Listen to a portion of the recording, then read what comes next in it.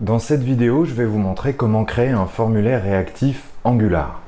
On part d'un formulaire HTML standard, puis on crée le modèle de formulaire et enfin on relie ce modèle au champ dans le HTML.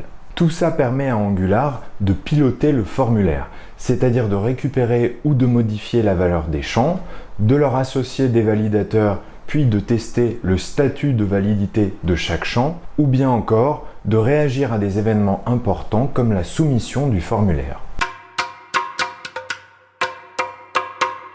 Avant toute chose, il faut importer le module ReactiveForms module d'Angular dans notre application pour activer les syntaxes de formulaire réactif. En effet, les syntaxes de formulaire ne sont pas activées par défaut dans Angular. Si vous n'importez pas ce module, vous ne pourrez pas utiliser les syntaxes qu'on va voir. Attention, le module ReactiveForms module doit être importé dans chaque module de votre application où vous allez utiliser les formulaires réactifs. Là, pour l'exercice, je l'importe dans app module, mais si vous avez plusieurs modules qui utilisent des formulaires réactifs, il faudra l'importer dans chacun d'entre eux. Autrement dit, on ne peut pas activer cette fonctionnalité une fois pour toutes à l'échelle de toute l'application.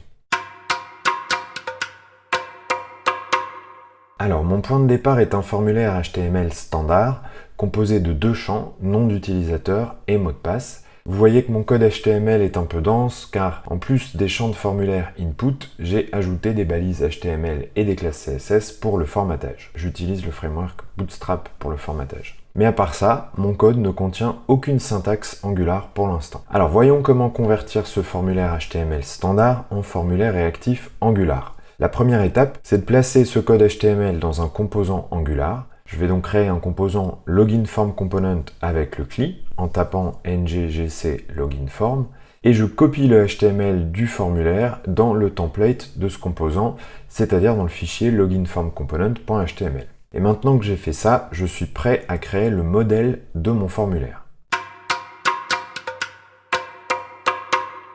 Pour rappel, un modèle de formulaire, c'est la manière dont Angular se représente un formulaire en interne. C'est ce qui va lui permettre de piloter les champs, de gérer leurs valeurs, leur statut, leur validité. Chaque élément qui compose le formulaire dans le HTML doit avoir une correspondance dans le modèle. Si on regarde notre HTML, on voit que notre formulaire se compose de trois éléments, une balise form et deux champs input. Ces trois éléments doivent chacun avoir une correspondance dans le modèle de formulaire. La balise form va correspondre à une instance de form group dans le modèle. La première balise input nom d'utilisateur va correspondre à une instance de form control dans le modèle. Et la deuxième balise input mot de passe va correspondre à une deuxième instance de form control dans le modèle. Autrement dit, je sais juste en regardant le HTML que le modèle de formulaire que je vais créer devra contenir un form group pour la balise form et deux form control, un pour chaque balise input.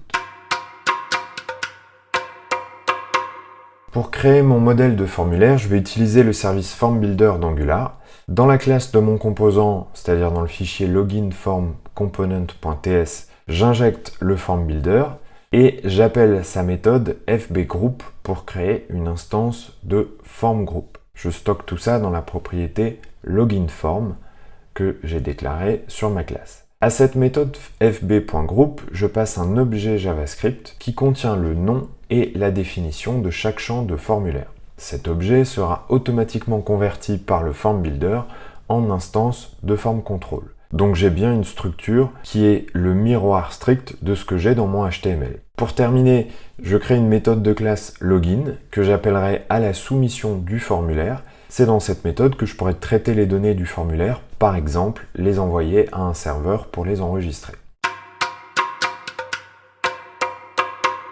Une alternative au FormBuilder est de créer manuellement les instances de FormGroup et de FormControl en passant par les classes correspondantes. Je vais dans ma variable loginForm mettre une instance de FormGroup en écrivant new FormGroup et à cette instance de FormGroup je passe un objet.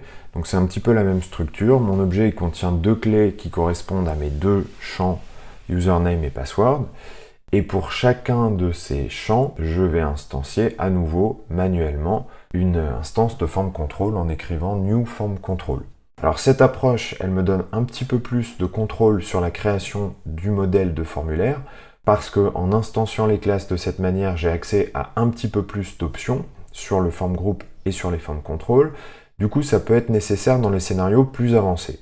Mais en règle générale, je vous conseille d'utiliser en priorité la première syntaxe que je vous ai montrée avec le form builder, juste parce qu'elle est plus compacte et elle est plus facile à retenir, et puis elle conviendra pour la plupart des formulaires. Maintenant qu'on a créé le modèle de formulaire dans la classe du composant, on doit le connecter aux balises HTML adéquates dans le template.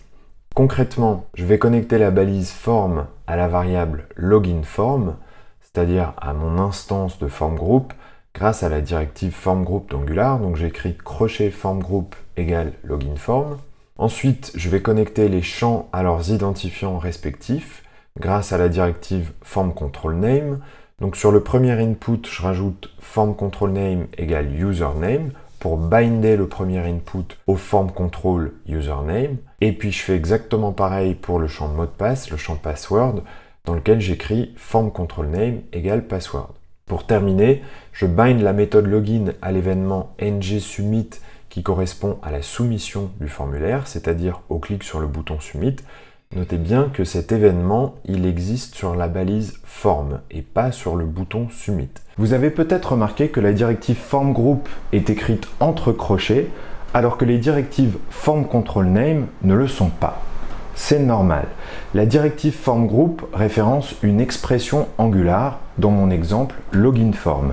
Elle doit donc être écrite entre crochets. Les directives form control name, quant à elles, référencent de simples chaînes de caractères, et dans ce cas, il ne faut pas utiliser les crochets. Le modèle de formulaire et les champs qui apparaissent dans le template doivent rester synchronisés. C'est très important. Si vous ajoutez un champ dans le template, vous devez ajouter le form control correspondant dans le modèle.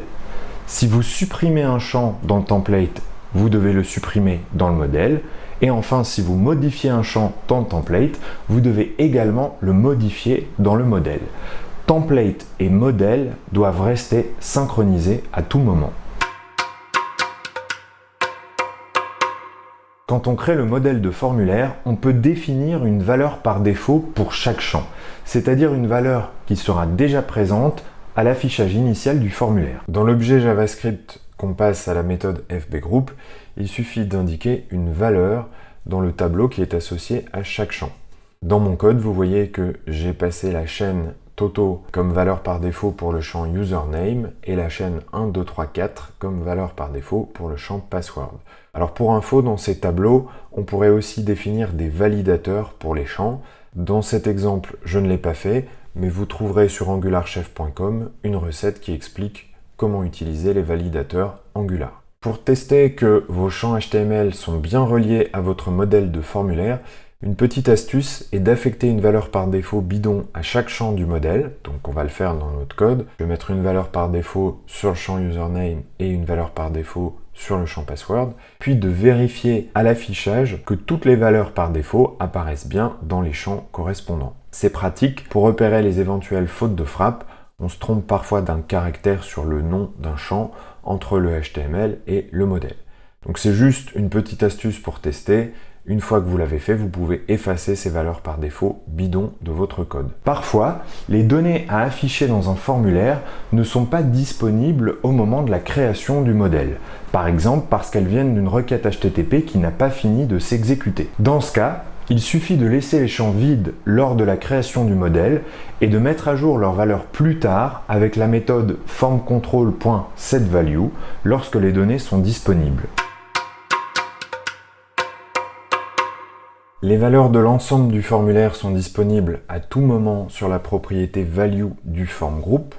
Donc dans notre exemple, c'est la propriété this.loginForm.value. Cette propriété contient un objet JavaScript avec une clé pour chaque champ du formulaire. Donc dans notre exemple, on a un objet JavaScript avec deux clés, username et password, et sur chaque clé, on retrouve la valeur en temps réel du champ correspondant. La propriété loginFormValue est mise à jour dès que l'utilisateur modifie le formulaire.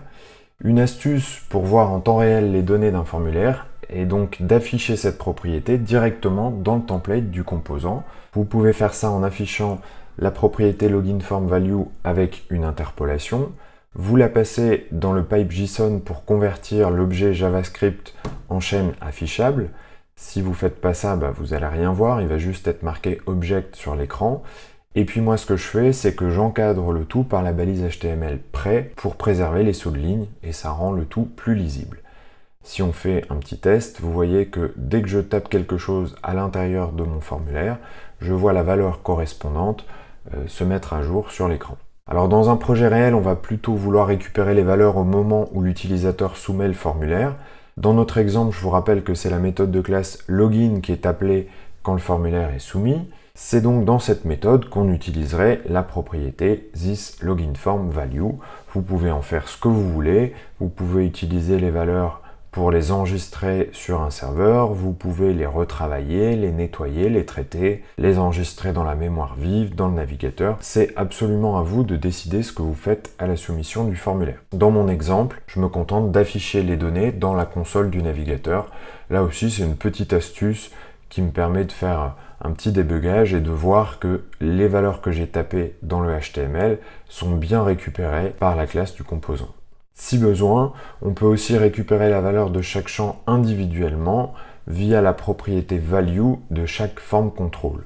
Autrement dit, la propriété value, elle existe à la fois à l'échelle du form group, de tout le formulaire, mais aussi à la fois à l'échelle de chaque champ, de chaque form control. Donc en écrivant thisLoginFormGetUsername.value, je récupère la valeur uniquement du champ username, et en écrivant thisLoginFormGetPassword.value, je récupère la valeur uniquement du champ password.